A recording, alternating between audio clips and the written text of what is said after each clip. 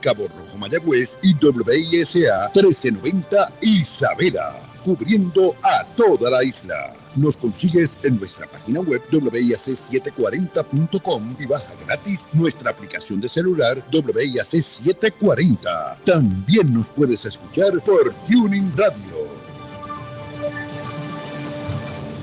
WIAC 740 no se solidariza necesariamente con las expresiones del siguiente programa.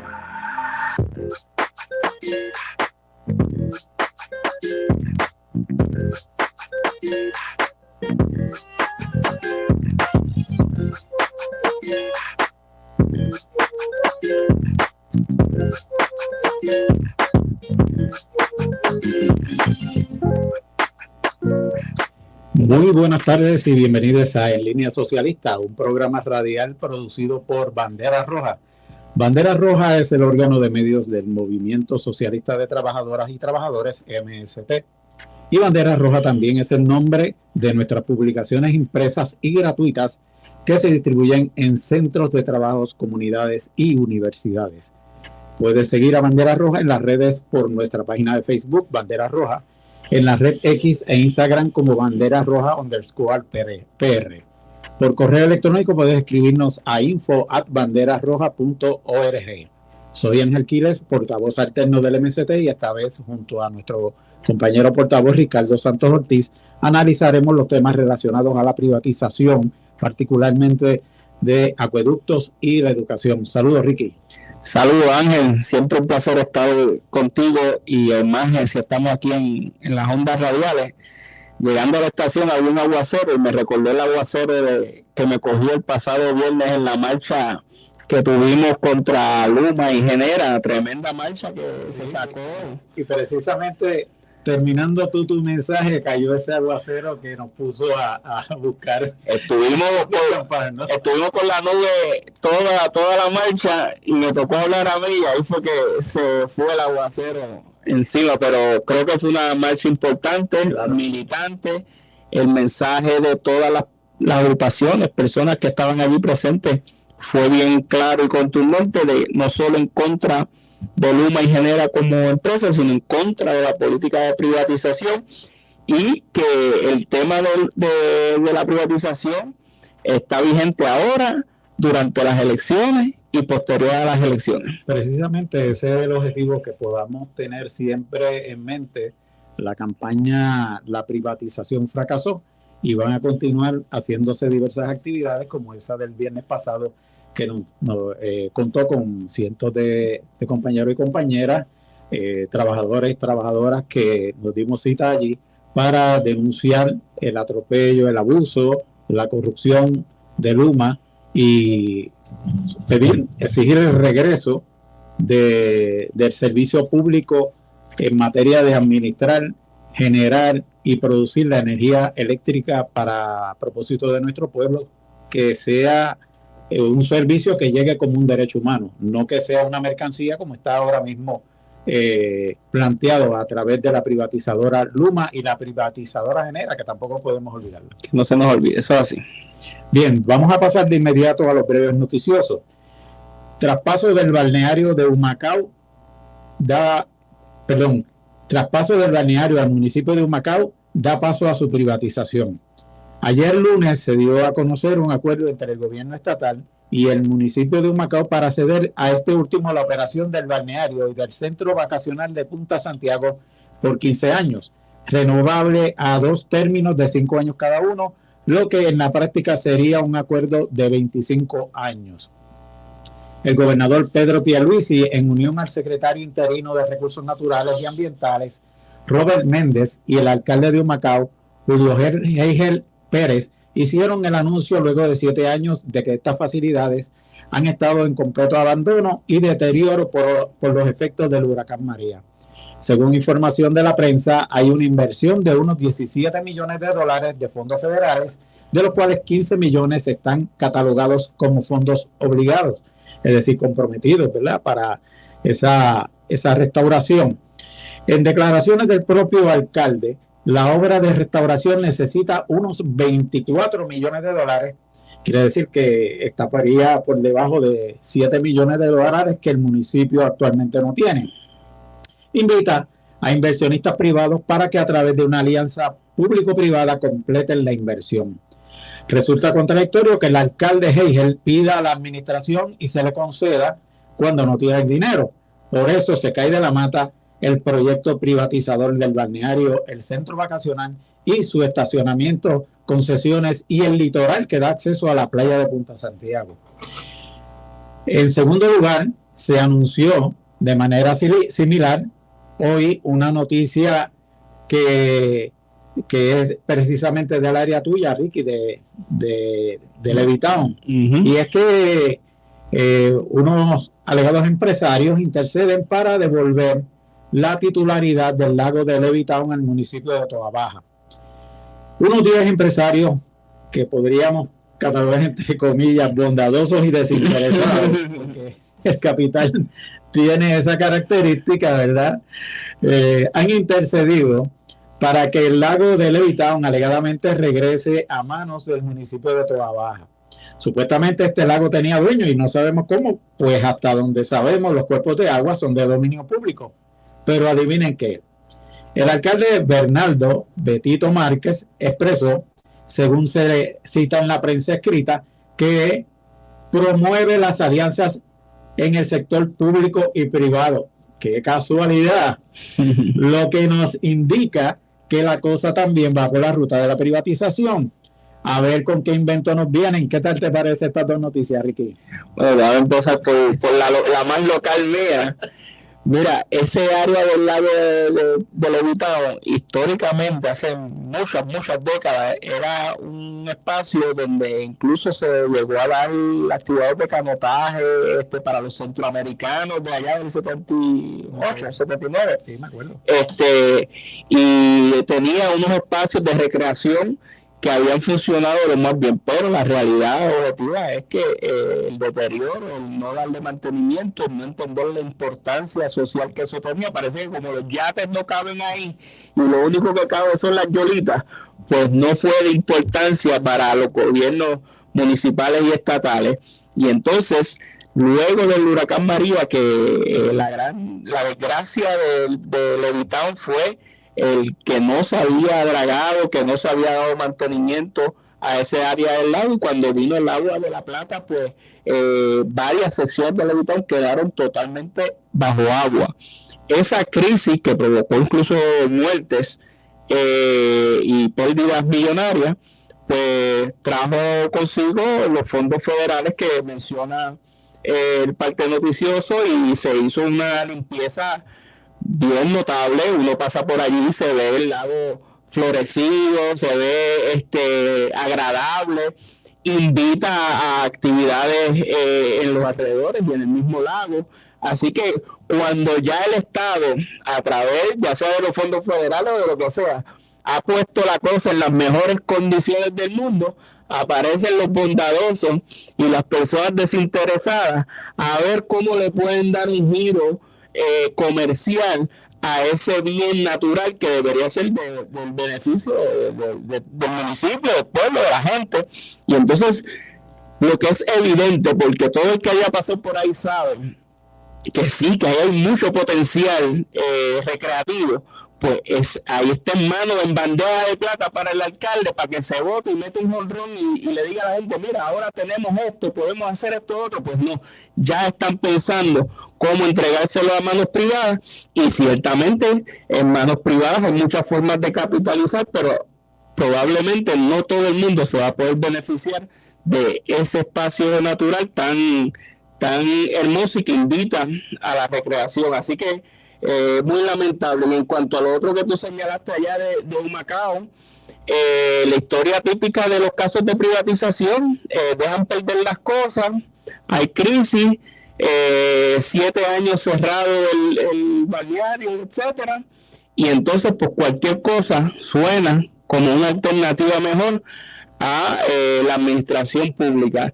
Y yo me pregunto, si un alcalde no tiene la capacidad de administrar un balneario, que no corra para alcalde, porque eso es, ciertamente requiere una inversión económica, requiere probablemente ir a buscar fondos de la banca o del cooperativismo, lo que sea. Algún tipo de inversión probablemente hay que hacer y comprometer los recursos del gobierno.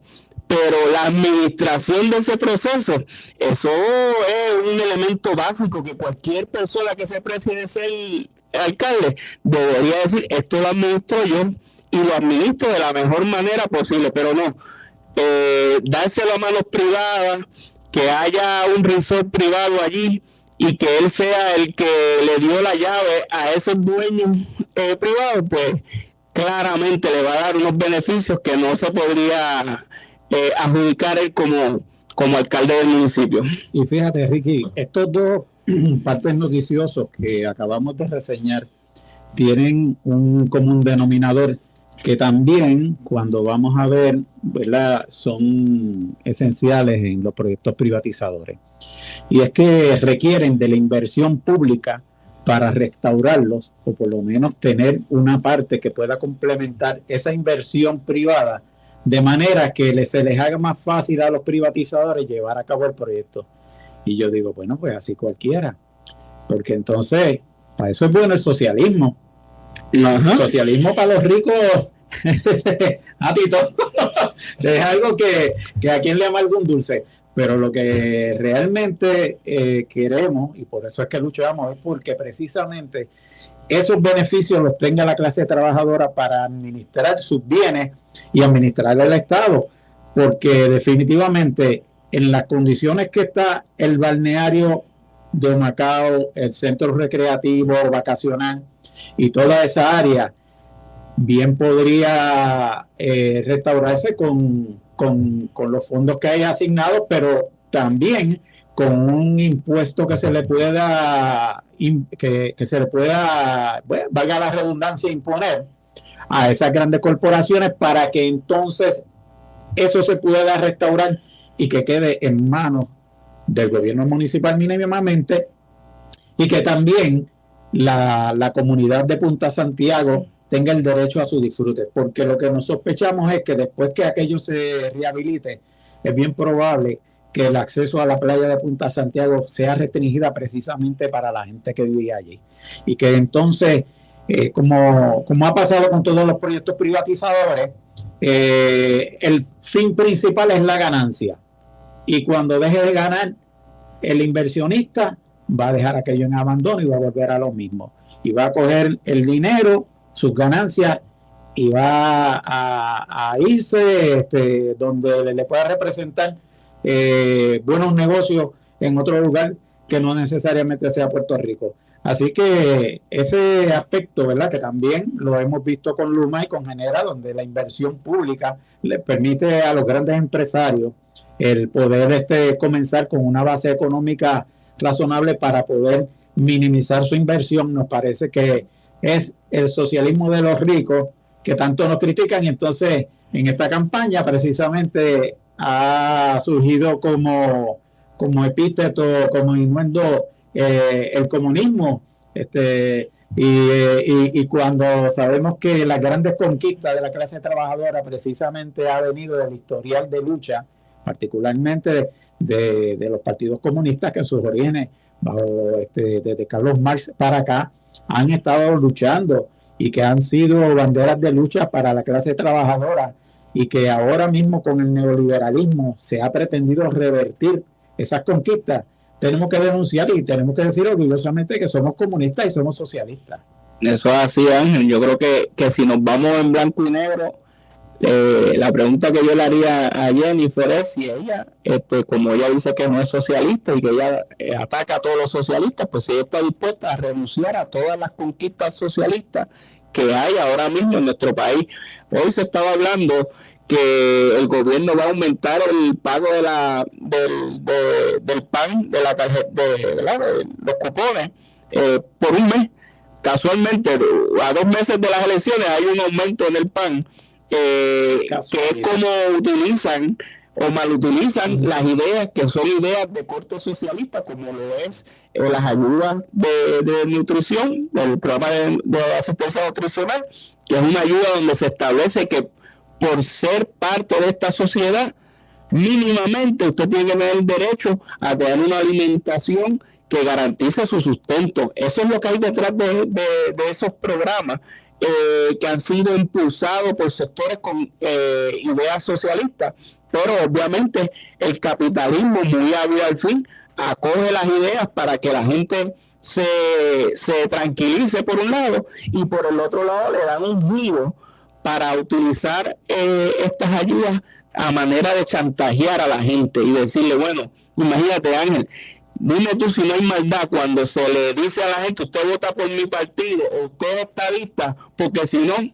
le quitamos los cupones. Eso es jugar con la vida y jugar con los sentimientos de verdad de las personas más humildes de nuestro país. Así que si vamos a hablar de ese tema, estamos listos para el debate. Pique se extiende porque precisamente habría que preguntarle a Jennifer González y a los otros candidatos que representan a la clase patronal en Puerto Rico si estarían dispuestos a renunciar al Seguro Social, que es una medida precisamente en respuesta a las conquistas que se lograron por los comunistas en el pasado, y que definitivamente el capitalismo se ha visto en la obligación de incorporar de manera paliativa para evitar que la clase trabajadora norteamericana se rebele, y entonces hace aparentar que esa es una medida de corte capitalista, cuando sabemos que inclusive hasta hace poco se está luchando para eliminar el seguro social. ¿Cuántas barbaridades no hemos escuchado de los analistas estos que están por ahí diciendo que las pensiones hay que eliminarlas, que cada cual debe ahorrar para que cuando individualmente pueda individualmente tener acceso a lo que ha ahorrado? Y entonces la cuota que precisamente debe poner el Estado y los patronos, ellos las quieren eliminar. Pero ya sabemos que no es lo mismo con guitarra que con violín, así que es que ellos les gusta socializar las pérdidas. Y entonces cuando tienen pérdidas, como los buitres que compraron la deuda en Puerto Rico y se fue Puerto Rico en quiebra, como cualquier negocio, ¿verdad? Que tú inviertes y si te sale mal la jugada, perdiste. Pues ellos perdieron porque Puerto Rico, según las noticias, se fue a la quiebra. Pero viene el pueblo a socializar, venimos nosotros a caer en la socialización de esas pérdidas de los fondos buitres, y ahora estamos pagando impuestos adicionales y estamos en una quiebra donde se nos va a decir cuánto más tenemos que pagar para que los capitalistas de Wall Street no se vayan en blanco en sus empresas capitalistas. Seguro. Y pues reafirmamos, ¿verdad?, nuestro compromiso de lucha desde aquí en Línea Socialista, el carácter socialista y el carácter comunista que debe tener toda reivindicación, y que para nosotros es un orgullo el poder enarbolar esas banderas junto con la bandera del independentismo también, que en estas elecciones pues hay que plantearlo como una reivindicación de derecho legítimo de nuestro pueblo, para que de esa manera pueda llevar a cabo la consecución de sus mejores intereses. Pero bueno, así que más tarde y en otra ocasión seguimos dándole esto. Lo que queríamos compartir con el público también es que, continuando con el tema de la privatización fracasó, tenemos la experiencia de la Autoridad de Acueducto y Alcantarillado que queremos reseñar en esta primera media hora. Y precisamente, Ricky, que hemos estado hablando previamente en los programas sobre distintas facetas de la privatización, tanto en la educación como con las playas, como con Luma, Genera, en la electricidad, en la educación universitaria, que también tuvimos por aquí a la compañera María del Mar. Esta parte que tiene que ver con la distribución y el tratamiento de las aguas en Puerto Rico, que es un derecho también. ¿Cómo tú lo ves en términos del historial que ha tenido esos dos intentos previos que ha habido de privatización, uno con la compañía de agua, otro con Mondeo, y que aún parece que persiste la idea de seguir privatizando, quizás con la diferencia de ponerle unas condiciones mucho más favorables a la empresa patronal que quiera o que quieran, ¿verdad? Cederle precisamente la administración de la Autoridad de Acueductos y Alcantarillados. Sí, ciertamente debemos comenzar por lo que tú señalas de que el agua es uno de los recursos fundamentales, ¿verdad? Hay países donde la escasez de agua potable, las dificultades en las aguas de ¿cómo que se llama? Los alcantarillados, pues eso cambia la realidad de la vida de la gente que carecen de esos servicios. Y en Puerto Rico tenemos que señalar que por muchas décadas la Autoridad de Acueductos y Alcantarillados pues fue la entidad, la corporación pública encargada de hacer el desarrollo de una empresa que tuviera acceso, que le llevara el agua a la gran mayoría de la gente. En Puerto Rico el 98% de las familias tienen acceso relacionado directo a la Autoridad de Acueductos y Alcantarillados. Sabemos que hay lugares donde no tienen acceso de la autoridad y tienen que bregar con ¿verdad? Sistemas privados o cooperativistas, que se han dado ejemplos valiosos de cooperativas de comunidades, ¿verdad?, que han atendido el tema del agua. Todo esto hay que ponerlo en ese contexto por la importancia de este servicio. Pues ciertamente en la década de los 90 la Autoridad de Acueductos y Alcantarillados, producto de ya décadas de mala administración, donde se utilizaba la Autoridad de Acueductos como un espacio de corrupción político-partidista, donde no se estaba dando el mantenimiento correcto, adecuado, y produjo unas multas millonarias. No sé si tú te acuerdas que estaban arrestando las plantas de tratamiento, y donde la crisis del agua empezó a hacer fondos. Hubo un momento de crisis real aquí, donde se tenían que buscar unas alternativas muy serias. Inclusive la Autoridad de Acueductos dejó de tener la capacidad de ir al mercado de bonos, y eso pues marcó un punto de inflexión que le dio el espacio al gobernador Pedro Rosselló, que fue, ¿verdad?, el paladín de la privatización, de hacer un planteamiento de estado de emergencia y un llamamiento a privatización de los servicios de la administración de la Autoridad de Acueductos y Alcantarillados. Un proceso bastante similar a lo que se dio aquí en la Autoridad de Energía Eléctrica, en términos de que los bienes de la corporación se mantenían en manos del gobierno, pero la administración pasaba a manos privadas. Y ciertamente en el 95, si mal no recuerdo, en el 1995 entra la compañía PSG a administrar la Autoridad de Acueductos y Alcantarillados, unos contratos multimillonarios. No, al igual que con Luma, primero habían todas las promesas de mayor eficiencia, de que se iban a bregar con los salideros, que se iba a bregar con el cobro, se iba a bregar con las plantas de tratamiento. Todo el cobro que estaba ¿verdad?, no se estaba cobrando efectivamente. Todo eso venía esta gran compañía francesa a resolver. Estas compañías cambiaron de nombre varias veces durante el proceso que estuvieron aquí, y por lo que yo estuve leyendo, refrescándome la memoria, era una cuestión de mercadeo puro, de que la gente odiaba a esta empresa porque el servicio se fue en picada. Si estaba malo, se fue en picada, y la gente pues no quería saber de esta empresa, y utilizaron artimañas de cambios de nombre, compañías matrices, etcétera, subsidiarias, se entregaban una y otra el tostón, hasta que tuvieron, con la administración de Sila Calderón, salir del contrato de ellos, y ahí es que entró Ondeo. Sí, de hecho, Se reseña que la empresa acumuló un déficit de $325 millones. Sí, sí, ¿no? Una barbaridad. Y nunca mejoró el servicio. No mejoraron en ninguno de los renglones. Estuve revisando literatura académica, inclusive analizando análisis años posteriores de los eventos y la evidencia es contundente de que el fracaso de la privatización, tanto con la primera compañía contratada por Pedro Rosselló, y entonces que esto es bien importante, si la Calderón llega al gobierno, ¿con qué promesa?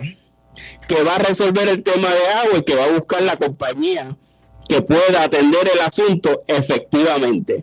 Y en efecto, trajo a una compañía nueva que le hizo la misma porquería de trabajo al gobierno y al pueblo de Puerto Rico, y tuvimos que dar la batalla hasta que en el 2004, 2 años le tomó a Sila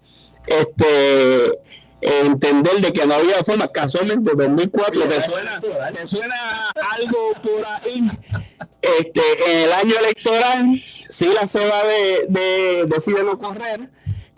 Las elecciones eran unas elecciones apretadas y pues había que hacer una promesa mágica de campaña, y en el caso de Sila pues canceló el contrato con la compañía Ondeo, devolviendo a manos públicas esta corporación que ciertamente todavía cuenta con grandes deficiencias, pero no podemos señalar que estamos en la época de Rosselló y de Sila Calderón en cuanto a la situación del agua, ¿verdad?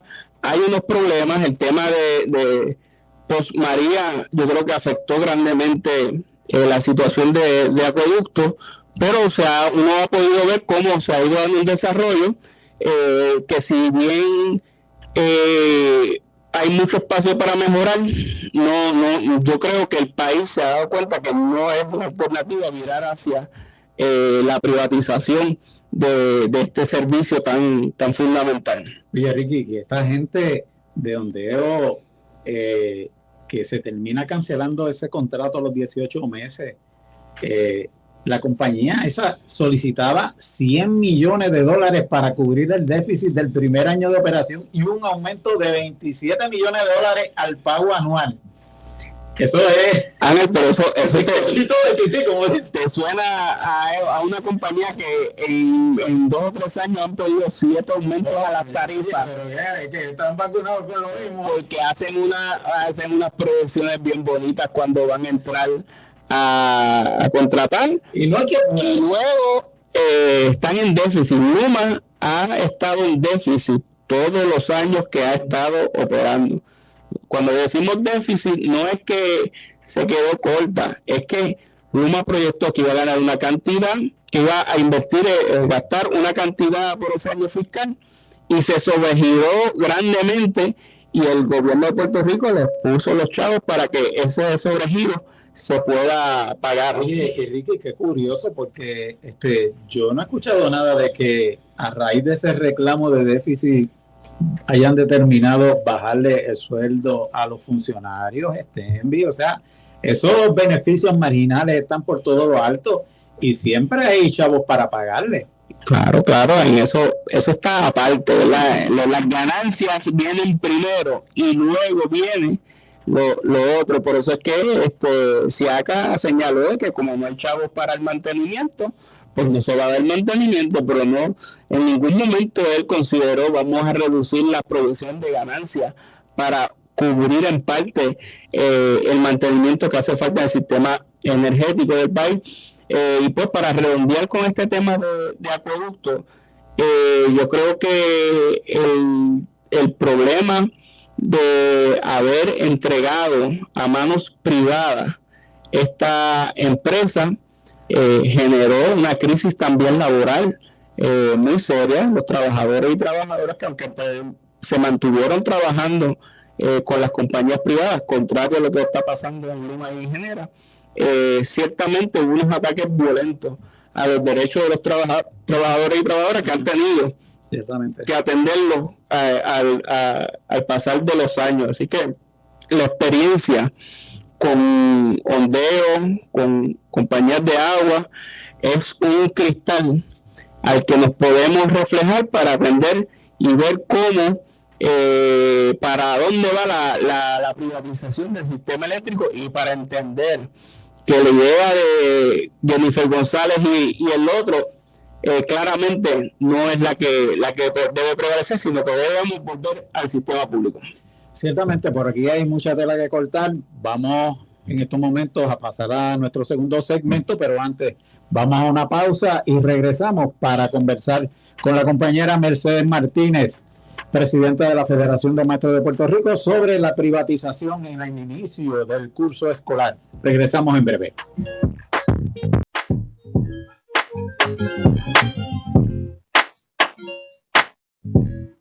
¿Qué es eso de la privatización? La privatización es cuando el gobierno le cede, vende o subcontrata a una empresa privada la responsabilidad sobre un servicio que brinda el gobierno. Ellos dan peor servicio para llevarse el dinero público en ganancias. Pero eso es un robo. Nosotros lo pagamos y ellos cobran aunque lo hagan mal. Ah, no. Basta ya de privatización. Los servicios esenciales deben estar en manos del pueblo. Anuncio pagado por el Movimiento Socialista de Trabajadoras y La Trabajadores. privatización fracasó. Lo primero que hizo Luma fue aumentar el costo de la luz. Hoy en día, la calidad de servicio está peor que nunca. Desde que privatizaron la Autoridad de Energía Eléctrica se me dañaron los enseres y he perdido varias compras de comida. Los únicos que se benefician de la privatización son las empresas y sus dueños, que no ponen nada y se llevan todo.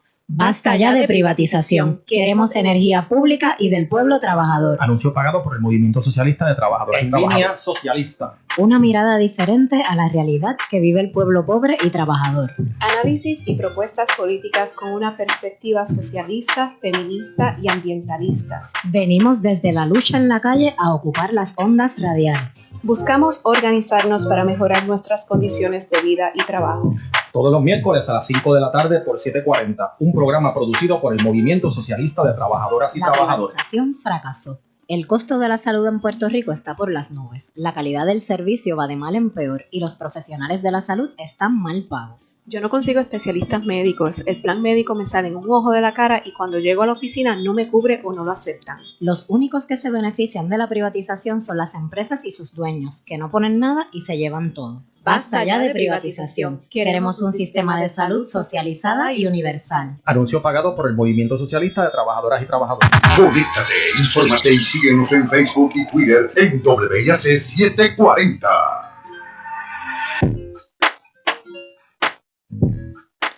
Regresamos nuevamente con ustedes en esta segunda mitad.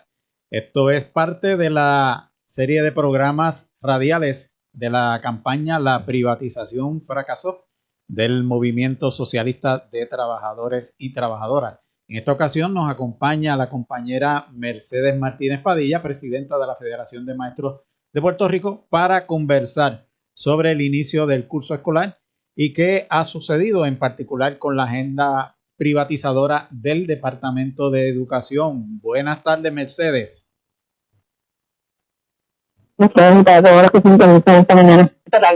Saludos, Mercedes. ¿Qué tal, Mercedes? Pues un placer que estés aquí, ¿verdad? Conversando con nosotros y nosotras. Tenemos pendiente esta conversación hace algún tiempo porque luego de haberse iniciado el curso escolar, sabemos que ustedes han enfrentado unas luchas muy importantes como sindicato magisterial y en ese sentido te queríamos preguntar ¿cuál dirías que es el reto más importante que el magisterio enfrenta a 2 meses de haber comenzado este curso escolar? Pues mira, lamentablemente tenemos la misma situación de los años anteriores que se replican todos los años y el problema principal que tiene la agencia que ha tenido por décadas es que el bipartidismo y la politiquería rampante dentro de la misma ha dado paso a actos de corrupción, a actos de malversación de fondos, a que los recursos mediante esos no llegan a nuestras niñas y a nuestros niños, que no llega a la población docente, de que los legisladores que han sido puestos en esas sillas no aprueben leyes que son favorables para las clases trabajadoras, incluyendo las historias, ni para la educación pública, mucho menos para la niñez. Así que el reto principal es que, diría yo, que en este noviembre la gente mire bien esa papeleta y vea y recuerde quiénes son los que han aprobado una ley de reforma educativa que privatice y aumenta el sistema público de enseñanza, que la gente mire y recuerde quiénes fueron los que aprobaron el plan de ajuste de la deuda y nos dejaron sin retiro. Que la gente mire y recuerde quiénes fueron los que no aprobaron la resolución precisamente para eliminar la privatización de la educación. Quiénes son los que votaron para dejar a los maestros y maestras con menos días de vacaciones y de enfermedad, bueno, de enfermedad particularmente, etcétera, etcétera. El reto mayor que enfrenta el Departamento de Educación es que está gobernado y administrado por un batatal político que le responde a los partidos de interés, los partidos de mayoría, que esperemos que dejen de ser mayoría y que el pueblo en estas elecciones elija algo distinto, si queremos algo distinto en el Departamento de Educación. Sabemos que ambos partidos de mayoría han tenido una agenda y una intención privatizadora y conocemos también, ¿verdad?, de cómo esos vínculos en el pasado han redundado en casos como el caso precisamente de Julia Kelleher, el caso que conmocionó a todo el país, una secretaria de Educación que fue acusada a esfera federal, ¿verdad?, por estos casos. Quería preguntarte a tono con lo que has planteado, si hay personas o funcionarios, senadores o representantes a la Cámara que se puedan señalar como vocales o más incisivos en la agenda privatizadora que ha perjudicado al magisterio de la educación pública puertorriqueña. ¿Cuáles podrían identificarse? Pues mira, de bueno que no preguntas, porque nos adelantamos que el 16 de octubre el Frente Amplio en Defensa de la Educación Pública del cual somos parte de la Federación, vamos a tener una manifestación frente al Capitolio y vamos allí a denunciar a todos los legisladores que le han fallado a la educación pública, que han votado a favor de la privatización y el desmantelamiento de la misma, quienes nos han dejado sin retiro, etcétera, etcétera. Allí vamos con carteles en mano a denunciar quiénes son los enemigos de la educación para que el magisterio no olvide. Esperemos la lista ya, son 45 de ellos entre Cámara y Senado, los que votaron, por ejemplo, a favor del plan de ajuste de la deuda, que nos dejaba sin retiro, la resolución conjunta de 644, que era la que buscaba una paralización inmediata en el ampliamiento de escuelas charter, males educativos, fue avalada prácticamente por casi todo el PNP, pero que puedo entre eso mencionar a Tomás Rivera Chávez, a Gregorio Matías, a Mictalia Padilla, a Carmelo Ríos, prácticamente toda la delegación del PNP en el Senado, casi toda la delegación del PNP en la Cámara, muchos del PPD, Tatito Hernández, que nos haya sobremanera haya sido derrotado y no vaya a pisar nuevamente en la Cámara, pero esas medidas que han sido anti-educación pública han sido avaladas por prácticamente casi todos los legisladores del PNP y del PPD. Del PPD podemos sacar aparte a la senadora García, que no va a estar en el próximo cuatrienio, pero ha sido una aliada de la educación pública este semestre.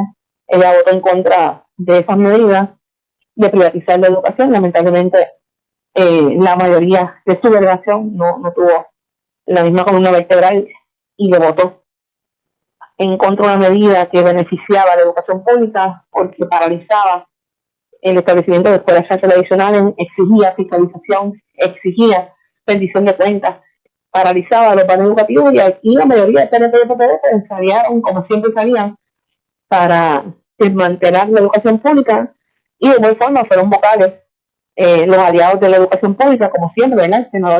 La senadora María Luisa, la senadora Ana Isma, el senador Bernabe, el senador Vargas Vidot, en la Cámara de Mariana Nogales y José Bernardo, pues siempre han sido aliados, ¿verdad? Y se han mantenido y sostenido, y los enemigos de la educación pública también siempre han sostenido, son los mismos. Es importante mencionar nuevamente cuándo es la fecha de la demostración para convocar al magisterio a que asista. ¿Podrías repetirnos la fecha y el lugar y la hora en que se va a llevar a cabo? Sí, vamos a realizar una manifestación el 16 de octubre. En el lado norte del Capitolio, el 16 de octubre. 16 de octubre. Sí, a las 3 de la tarde en el lado norte del Capitolio. Y aquí, precisamente, vamos a llevarle al ministerio los rótulos y los carteles de quienes le han fallado a la educación pública de este país, de quienes le han fallado al magisterio, de quienes nos han dejado sin retiro, que nos robaron el retiro, y quienes pretenden revalidar, ¿verdad? Sabemos a qué aspiran, sabemos dónde están corriendo y el magisterio no olvida. Y precisamente para que no olvidemos, eso ya vamos a estar aquí para recordarles que son no gratos y no son amigos de la educación pública, por lo tanto no deben de validar. Pues les recordamos a todo el magisterio y a todo el movimiento solidario para que se den cita ese 16 de octubre en el lado norte del Capitolio a las 3 o a las 4, me dijiste. 3 de la tarde. Muy bien. En ese aspecto te quería preguntar, ¿cómo va la imposición de las escuelas charter? Mira, recordemos que esta mal llamada ley de reforma educativa es la que se logra como parte del capitalismo del desastre cuando el pueblo fue vulnerable del pasado en huracán María. Se aprueba esta mal ley de las reformas avalada por corruptos como Julio Pérez, Abel Nazario y el saliente gobernador Ricardo Rosselló, así que sabemos quiénes legislaron para esto y cuáles eran sus motivos. Permitían que el 10% de las escuelas públicas se privatizaran, de un total de 856 se pueden privatizar hasta 85 según esta ley que han creado para desmantelar la educación pública de un país.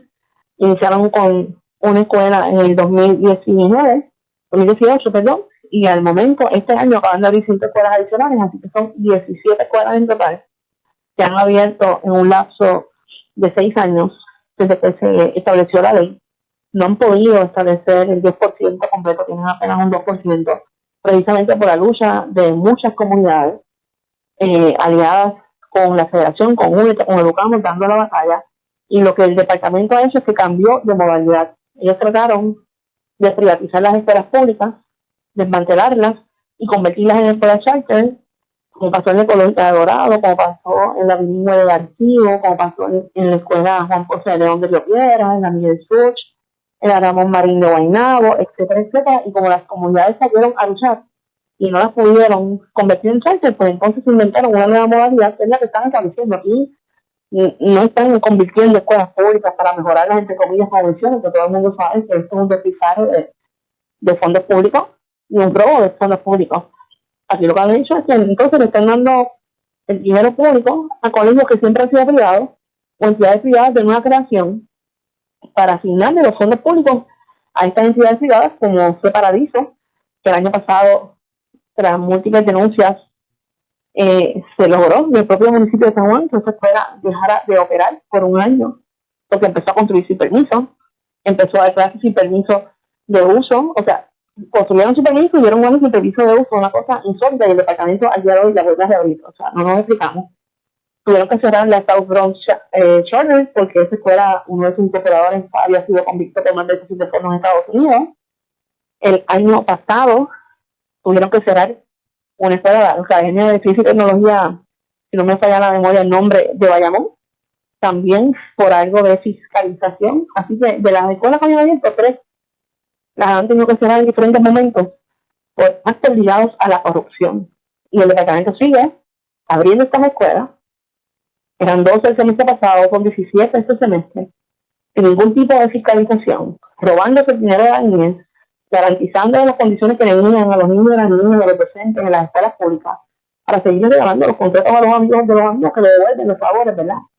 Con donaciones, etcétera, etcétera.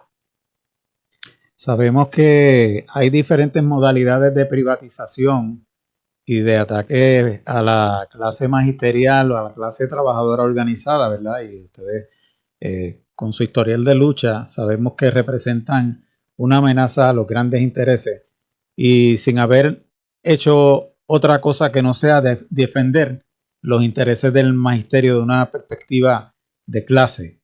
Y en ese contexto hay municipios como el de San Juan y Caguas y otros que se han hecho cargo o instaurado escuelas municipales.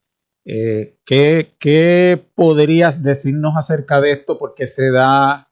¿Cuál es la situación que enfrenta el magisterio y la educación pública con estas escuelas municipales? Pues mira, las escuelas del municipio de San Juan eran municipales hasta hace 2 años atrás. Hace 2 años atrás las convirtieron las 3 escuelas en escuelas charter. Así que todas las escuelas del municipio de San Juan ahora mismo son escuelas charter, obviamente siguen siendo administradas y gobernadas por el municipio, pero reciben los fondos públicos del Departamento de Educación. luego de este municipio quererse apropiar de los fondos, el municipio de Coamo trató de establecer escuelas charter también, pero no lo lograron porque hubo resistencia de parte de las comunidades escolares. Y esto es mayor politiquería, porque política es todo, ¿verdad? La política, nosotros queremos política, pero queremos una sana política, una sana administración dentro de las escuelas públicas del país. Los municipios, que son pequeños ranchos y pequeñas fincas de los diferentes partidos políticos que responden a sus propios intereses, y en vez de sacar la politiquería de la agencia, lo que hace es agravarla, establece las condiciones de trabajo de los docentes en estas escuelas, que muchas veces son condiciones paupérrimas, establecen el salario muchas veces menor que lo que le ofrecen a los compañeros y compañeras. Se vive en muchas de estas escuelas un tipo de terror y de persecución contra sus empleados y empleadas.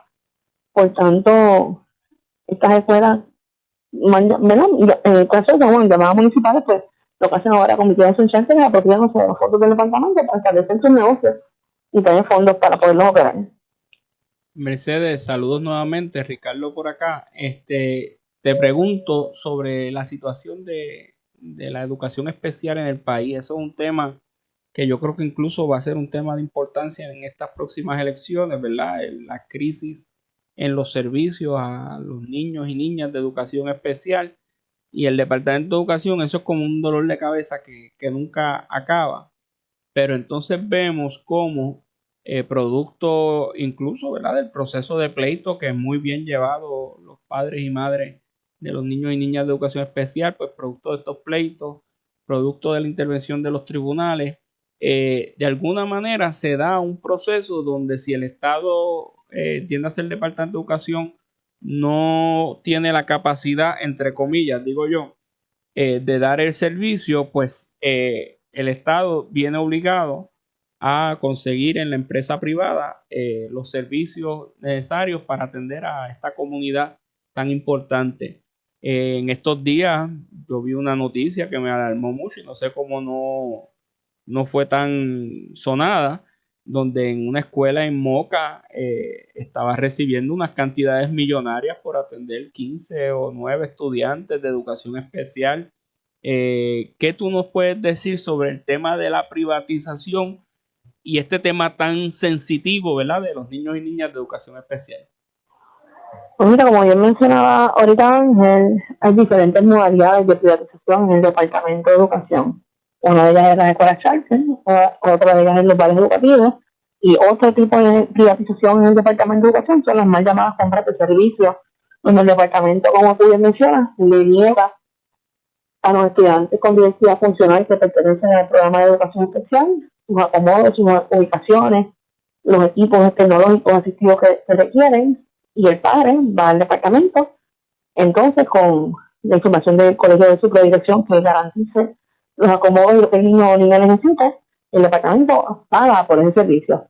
Por eso mencionaba ese colegio de Moca que estaba recibiendo cerca de 9 millones por 7 estudiantes, que querían llegar a 15 o 16, eran 7 al momento, aproximadamente $55,000 mensuales por estudiante. No sé si no es un despilfarro de fondos públicos o una cifra obscena, porque el departamento no le garantiza los servicios. Y aquí vemos que esto es parte de un plan de un Estado para desmantelar la educación pública. Estamos hablando de un gobierno que cerró cientos de escuelas, entre Rafael Román en el 2015-16 y Julia Kelleher en 2017-18. Entre ambos cerraron 567 escuelas. Julia Kelleher sola cerró 447. O sea, aquí hay escuelas por montones cerradas que bien el gobierno puede que las puede acondicionar para garantizar grupos, ¿verdad? Porque muchos de estos niños requieren grupos pequeños, de 10 o menos, de 15 o menos, de 5 o menos, one to one. El departamento no se lo garantiza, se va a un colegio con grupos pequeños que se lo garantiza y le cobran miles de dólares. Los colegios hacen agosto con los niños y niñas de programa de educación especial del Departamento de Educación. El departamento puede ofrecer el servicio. El departamento cerró cientos de escuelas que tenían los salones equipados para atender a estos niños, como era la escuela Pedro López Canino allá en Dorado, que había invertido $500,000 en los salones de los niños con diversidad funcional que tenían para cambiar pañales, que tenían ducha, o sea, todas las necesidades, los baños equipados para personas con impedimentos. Y el departamento la cerró, y así cerró muchísimas escuelas que también tenían las mismas condiciones. Me acuerdo de otra escuela en Cabo Rojo que los padres pelearon muchísimo por esa escuela, súper equipada para los niños y niñas con diversidad funcional. Y entonces muchos de estos colegios se los regalan a colegios privados, porque eso de alquilarlo por $1 no es un alquiler, se lo están regalando a estos colegios privados para que monten sus negocios y reciban servicios, cantidades exorbitantes de parte del Departamento de Educación, de los fondos públicos que pagamos todos en esas contribuciones, porque el departamento prefiere pagarle esas cifras a los colegios, pagar la multa de pedido de clases de Rosalía, que cumplir con garantizar los servicios. Y obviamente esto no es casualidad, esto es un problema estructural, es un problema político, es un problema creado adrede para ir desmantelando poco a poco la educación pública de nuestro país. Por eso nosotros en la federación le hemos exigido a todos los secretarios que reabran las escuelas con condiciones que garanticen un acomodo de los niños y niñas con diversidad funcional, que nombren el personal necesario para atenderles, que le va a salir muchísimo más económico, pero el departamento en un momento dado, recuerdo que había gastado 50 millones en un año en comprar este servicio, o sea, las cantidades que reciben estos colegios del presupuesto del Departamento de Educación, sin hablar de las multas que le meten al departamento todos los días por incumplir con el proyecto, estamos hablando de millones de dólares. Mientras las escuelas públicas tradicionales languidecen de lo más esencial, despilfar a fondos públicos y se los regalan a colegios privados en vez de garantizar estos servicios de las escuelas públicas por costos mucho menores, pero obviamente esto es parte del plan privatizador del Departamento de Educación, de los que han administrado la agencia que responden a los partidos políticos y no a los niños y niñas. Por eso estas elecciones son muy importantes. Mercedes, he hablado con varios maestros y maestras que militan en el MST y que bien sea que hoy están retirados o están en el magisterio activo, que hablan de la tendencia de federalizar la educación pública. Para beneficio de la audiencia, quería preguntarte, ¿verdad? Primero, si estás de acuerdo de que esto esté pasando, qué es lo que significa, cuáles se pueden identificar, ¿verdad? Si alguno, los peligros de esta federalización de la educación. Claro, eso, la federalización del Departamento de Educación, desde yo viene desde Puerto Rico es colonia y se trató de imponer que el idioma que se utilizara en nuestras escuelas como primer idioma fuera inglés, iniciando ahí estábamos hablando de muchísimos años de coloniaje donde Estados Unidos ha tratado de imponer sus políticas públicas, ha tratado de imponer sus legislaciones, ha tratado de federalizar y de americanizar el Departamento de Educación. Y parte de esa federalización la vemos ahora con la mal llamada descentralización del secretario Miguel Cardona, puertorriqueño, según ¿verdad? Ha trascendido, pero que viene con una compañía que sale de Colombia a decirle a los maestros y maestras de Puerto Rico cómo que se descentraliza el Departamento de Educación y han pagado más de 20 millones para imponer su agenda y es un plan de imponer su agenda a través de las pruebas estandarizadas que llevan muchísimos años para luego señalar a nuestros niños como fracasados, a los maestros como fracasados, a Pearson que establece estas pruebas que nada miden, los lucran con los millones que dan en fondos federales, por establecer estas políticas públicas que vienen, ¿verdad?, de las leyes de Estados Unidos, los diferentes títulos desde el 1 hasta el 10 de Estados Unidos en la ley federal, de la ley SEA, para implementar estas medidas y darle una visión cultural, imponerle una visión cultural americanizada a las escuelas públicas del país, con sus legislaciones, con sus medidas, con el control completo. Lo vemos en el síndico que tiene el Departamento de Educación ahora mismo, que trata, que no sé qué hace, ¿verdad? Un síndico impuesto por el gobierno federal, que se supone que de los fondos, y vemos cómo los fondos siguen desapareciéndose. Así que nada resuelto en el supuesto síndico federal, pero tratan de meterse en todo lo que tiene que ver con la política pública, con las legislaciones, argumentando, ¿verdad?, que los fondos provienen de allá, pero lamentablemente los fondos de los que hablan nunca llegan a quienes lo necesitan. Sí, es bien lamentable que la agenda educativa de un país dependa, así podríamos decir, a nivel de chantaje, de unos fondos que si no se utilizan para ciertos propósitos que pudieran ser precisamente la contratación privada de unos servicios, no se otorgue, y que eso venga acompañado con una ideología que carga sistema educativo precisamente para llevar a cabo y sostener la agenda colonizadora en Puerto Rico, no haya una entereza de parte de la mayoría de la legislatura ni los representantes del gobierno para oponerse a un tipo de medida como esa, y que lo que está de por medio es, si no cumples con lo que señala el imperio, pues no hay dinero para eso. Inclusive, me gustaría saber tu opinión precisamente sobre pruebas como las que se han hecho en el pasado, las llamadas pruebas puertorriqueñas, yo no sé cómo se le llaman ahora, pero que es lamentable que se instaure precisamente casi para justificar el fracaso de la educación para pedir más fondos federales. ¿Qué opinión te merece esto? Sí, es un plan bien orquestado. La federalización viene acompañada también viene sumado al colonialismo, del cual somos, ¿verdad?, víctimas aquí en este país. El colonialismo es un crimen contra la humanidad y parte de colonizadores imponer su agenda. Le corresponde ahora al magisterio, ¿verdad?, tu sala de clase es el espacio para tú liberarte y liberar a tus estudiantes. Y ahí le corresponde al magisterio responder con una educación emancipadora, con una educación liberadora, con una educación para el oprimido. Y hoy la Federación por años ha hablado sobre esto con los docentes de nuestro país, porque serán imponentes del interior lo que ellos no entiendan. Pero la sala de clase es sagrada y cada maestro y cada maestra tiene que imponer su autonomía, tiene que representar los intereses de sus niños y de sus niñas, tiene que respetar y reconocer los intereses de nuestros estudiantes como lo hacen los maestros del Departamento de Educación. Así que una cosa es las reglas que han tratado de imponer y que han tratado de mancillar la reputación de los docentes, y otra es lo que ocurre en la sala de clase maravilloso por parte de miles de maestros y maestras comprometidos con la educación de este país. Ya estamos en la parte final de esta conversación que ha resultado interesantísima, y te agradecemos también todos los aportes que has podido compartir con nosotros y nosotras. Finalmente, hay un nuevo comité ejecutivo en la Federación de Maestros que tú presides.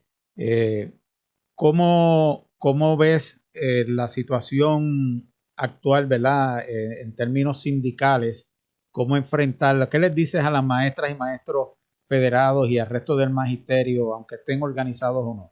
En un minuto, Mercedes, que nos estamos yendo. En un minuto hay que organizarse, hay que sindicalizarse. La federación es el instrumento de lucha del magisterio en defensa de la clase trabajadora, así que quien quiera ingresar a un sindicato clasista y de lucha en defensa de la educación pública, llame a la federación al 766-1818 para juntos luchar por la educación pública que merecemos. 787-766-1818 para ingresar a la Federación de Maestros, el sindicato que lucha. Así que agradecemos a Mercedes esa participación tan valiosa de compartir con nosotros en la tarde de hoy. Gracias, Mercedes, y mucha salud. Gracias, compañero. Gracias a ambos por la oportunidad. Bueno, y ahora pasamos a las actividades en calendario. Ricky, ¿qué tenemos para mañana? Pues Ángel, seguimos con la campaña La privatización fracasó. No solo es en las ondas radiales y en las redes sociales, sino también en las comunidades. Y mañana vamos a las 7 de la noche estar allí en el casco urbano de Río Piedras, en Casa Ruth. Eso queda a una de las esquinas de la plaza de Río Piedras, casi al lado frente de la iglesia. Cerca de los helados. Al ladito de los helados. Así que antes o después ya saben la parada que pueden hacer. Vamos a estar discutiendo con la comunidad. Los compañeros y compañeras del MCT de Río Piedras han estado distribuyendo la propaganda para que lleguen sectores de la comunidad y discutamos no solo las causas de la crisis energética que vivimos, sino las alternativas que tenemos para acabar con la privatización del sistema público y qué alternativas tenemos para crear un nuevo sistema público que no cometa los errores que ciertamente se cometieron en el pasado.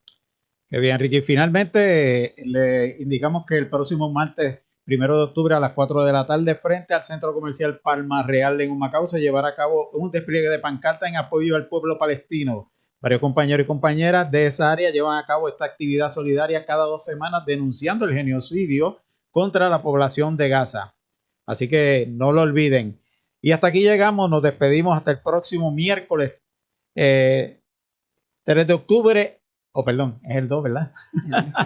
Bueno, el próximo miércoles a las 5 de la tarde, donde volveremos con otra edición más de En Línea Socialista. Como parte de la campaña La Privatización Fracasó, por aquí por WIAC 740 San Juan Ponce, WYAC 930 AM Cabo Rojo Mayagüez y WISA 1390 AM en Isabela. Hasta entonces.